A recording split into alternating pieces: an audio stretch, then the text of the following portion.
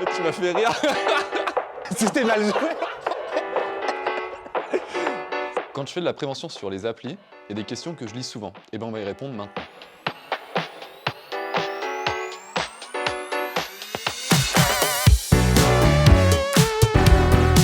Et ben en fait, je vois plusieurs questions dans ce que tu me dis. Déjà, en fait, il y a la préparation avant la pénétration.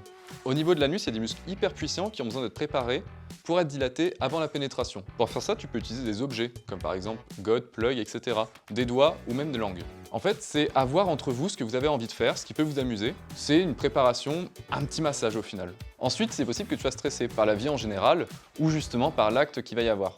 Et surtout, n'oublie pas, pour l'anal, le lubrifiant, c'est tout le temps. L'anus ne se lubrifie pas naturellement. Donc, n'hésite pas à en mettre avant et en rajouter pendant. À noter d'ailleurs que le lubrifiant ne se met pas à l'intérieur du préservatif, il se met à l'extérieur. Tu peux aussi en mettre à l'entrée de l'anus, justement, pour que ça glisse plus facilement. Utilise plutôt un lubrifiant à base d'eau, car les produits gras peuvent altérer l'efficacité du préservatif. On va pas se mentir, il y a très peu de personnes qui pratiquent la fellation avec une capote. Alors autant mettre tout de suite les choses à plat et voir ce que tu risques si tu fais une fellation sans capote. Côté VIH, il y a très peu de risques de transmission si c'est toi qui suces et encore moins de risques si tu te fais sucer. Même si la salive n'est pas un liquide contaminant, on peut avoir des micro-lésions dans la bouche. Ces micro-lésions peuvent être dues à des aftes, à un mal de gorge, mais aussi si tu t'es brossé les dents un petit peu trop fort et ce peu de temps avant le rapport sexuel, ou encore si tu as mangé des pommes.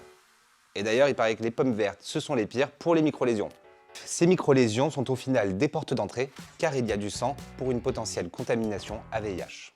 Bien sûr, si ta ou ton partenaire est séropositif et en charge virale indétectable, il n'y a donc pas de risque de transmission à VIH. Faire ou recevoir une fellation peut être vecteur d'IST, infection sexuellement transmissible. Et on peut retrouver la syphilis, les gonorrhées, la chlamydia, l'herpès, l'hépatite B.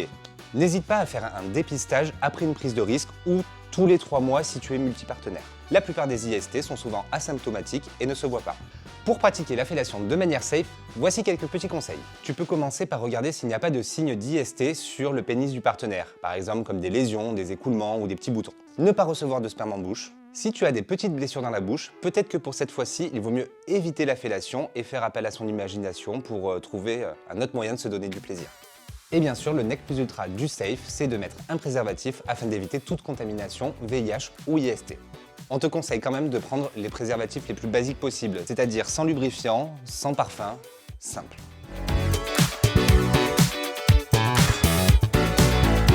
Ok, je comprends, mais l'anus c'est une zone érogène qui peut faire beaucoup de plaisir à certains et un peu moins pour d'autres. En fait, c'est important d'écouter les envies de l'autre et que tout se déroule dans le consentement de chacun. Si tu crains la présence de matière fécale dans le rectum et donc potentiellement sur le pénis, tu peux justement aller aux toilettes avant ou aller plus loin en faisant un lavement anal.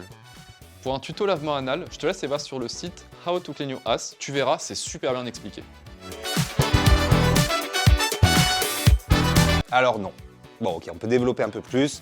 Non, ce n'est pas grave de ne pas aimer la sodomie, et ce, quelle que soit ton orientation, et d'ailleurs que ce soit pour pénétrer ou se faire pénétrer. Un rapport sexuel, d'ailleurs, ce n'est pas forcément avec une pénétration, qu'elle soit vaginale, anale ou même orale d'ailleurs. Cela peut être des caresses, de la sensualité, des léchouilles, se rouler des grosses pelles ou même des grandes conversations sous la couette. Au final, un rapport sexuel, c'est selon ta propre définition et toujours dans le consentement.